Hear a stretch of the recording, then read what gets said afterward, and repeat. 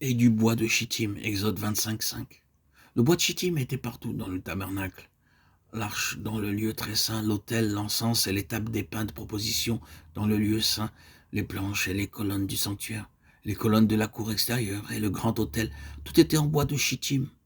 Il y a un enseignement particulier pour nous.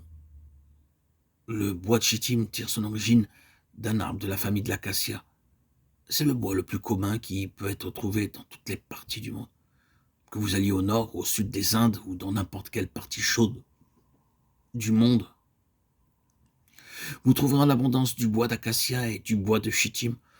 Pourtant, il est très peu utilisé, sinon comme bois de chauffage. Le Seigneur Jésus, le Seigneur de gloire, revêtit la forme d'un homme commun. Il n'est pas né dans un palais royal, il n'est pas né dans une étable, mais fut déposé dans une mangeoire et élevé comme une très humble personne. Il ne vint pas dans le monde en grande pompe et avec la splendeur terrestre, comme un homme ordinaire, et il vint et vécut parmi les gens les plus pauvres. Mais lorsqu'il parlait, il le faisait avec autorité. Marc 1, 22, Jean 7, 46. En considérant son habillement, en le jugeant par sa vie, c'était un homme pauvre. Mais lorsqu'il s'exprimait, c'était avec une divine autorité, et non pas comme les scribes et les pharisiens. Les pharisiens étaient fiers de leurs robes amples et longues.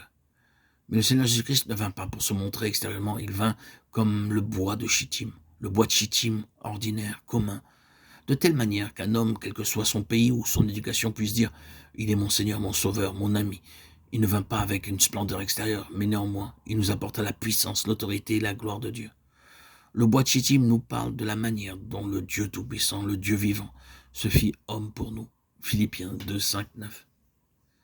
Notre Seigneur savait ce que signifiait être pauvre. Il savait ce que signifiait aller sans nourriture. Il savait ce que signifiait aller de dormir en plein air, sous les arbres ou dans les montagnes. Il savait ce que signifiait être haï par ses propres frères. Il savait ce que signifiait être rejeté par ses propres amis. Il savait ce que signifiait être injurié et accusé faussement. Il savait ce que signifiait être appelé Belzéboul, le prince des démons.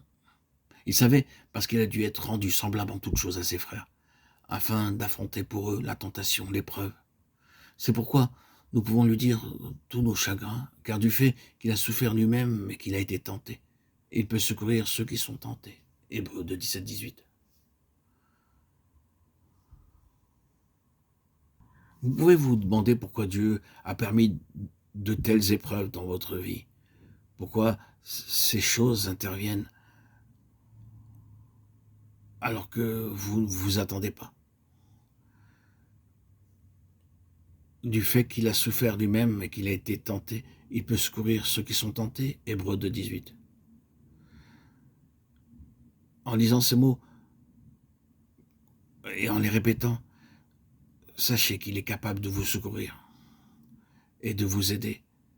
Il ne faut pas vous décourager. Notre Seigneur a porté chaque épreuve pour nos péchés. Il sait ce que signifie être tenté. C'est pourquoi il est capable de nous secourir lorsque nous sommes tentés. Lorsque vous êtes tentés, lorsque vous êtes éprouvés, souvenez-vous que le Seigneur Jésus-Christ a traversé la tentation et qu'il est capable de vous secourir à tout moment. C'est pourquoi il devint comme le bois de Chittim afin de pouvoir souffrir avec l'homme le plus pauvre et le plus humble. N'est-ce pas merveilleux? Le Seigneur connaît chaque cœur plus que nous connaissons nous-mêmes. Ne pensez pas que vous souffrez seul. Vous pouvez peut-être dire « Oh, je ne pense pas que quelqu'un souffre comme je souffre. Personne ne sait quelle sorte de père ou de mère j'ai. Personne ne sait ce que je souffre à cause de mon mari ou de ma femme. » Mais Dieu sait. Dieu connaît tout. Il connaît votre cœur. Il connaît votre souffrance. Il connaît votre douleur. Il connaît tout de vous. Il sait tout de vous. Dieu ne peut être absent de vos souffrances. N'essayez pas de vous excuser, le Seigneur Jésus devint comme le bois de Chittim, lui, l'homme parfait, afin qu'il puisse vous aider quelle que soit l'épreuve en tout temps et en tout lieu.